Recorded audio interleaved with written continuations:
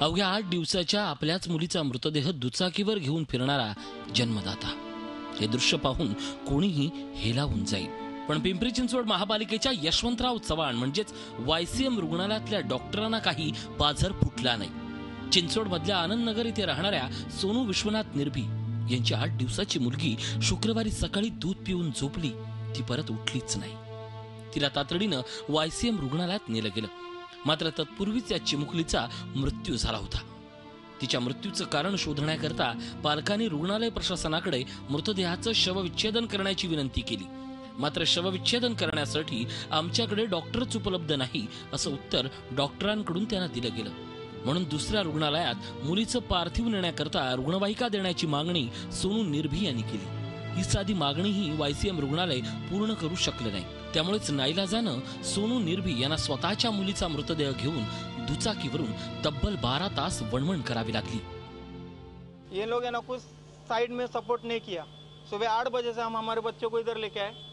8 बजे से 9 साढ़े 9 बजे बोलते हैं भाई डॉक्टर अवेलेबल नहीं है पोस्टमार्टम के लिए, तुमको आउन जाना पड़ेगा. आउन जाने के बाद मेरे को फर्जी पावती बना के दिया मेरे भाई को और मेरे को. उधर जाने के बाद आउन में बोला ये पावती तुमको किसने लिख के दिया डॉक्टर के. उधर उसने पूछा हमको, वो बोले ये इस पे कुछ भी नहीं होगा, तुमको ऑफिस YCM में लेके जाना पड़ेगा. और उधर के डॉक्टर बोलते हैं हम यहाँ के पेशेंट YCM में भेजते. फिर इधर YCM से आउन से YCM हम 2 व्हीलर पे हमारे बच्चों को लेके आए और 2 व्हीलर से लेके गए थे. माझं ठीक आहे, माझं बाळ गेलं होतं. पण असे कितीतरी असतील लोक ज्यांना मी एज्युकेटेड आहे, पण बाकीचे दुसऱ्या लोकांचं काय जे अनएज्युकेटेड लोक आहेत त्यांचं कसं होणार. त्यांच्याकडे जर साधन नसलं असतं, माझ्याकडे आता गाडी होती 2 व्हीलर, मी बाळाला घेऊन गेलो. पण ज्या लोकांकडे 2 व्हीलर नाही, काय नाही आहे, ज्या लोक शिकलेले नाही आहेत, अशिक्षित लोक आहेत, त्यांचं कसं होणार. ठीक आहे, आता माझं हे झाले, पण बाकीच्या लोकांचं तर असं न व्हायला पाहिजे. या प्रकरणी संबंधित डॉक्टरांवर कारवाईचं आश्वासन YCMच्या वैद्यकीय अधिकाऱ्यांनी दिलंय. तिघांवरही कारवाई करतो, कारण त्यांचं वारंवार असं होतं घडतं. या बाबतीत आम्हालाही त्याचा खूप मनस्ताप होतोय.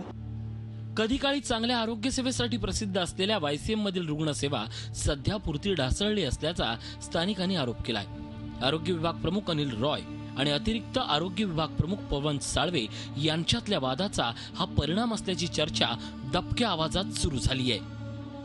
Kailaspuri, Zee Media, Pimpri Chinchwad. Zee 24 तास रहा एक पाऊल पुढे.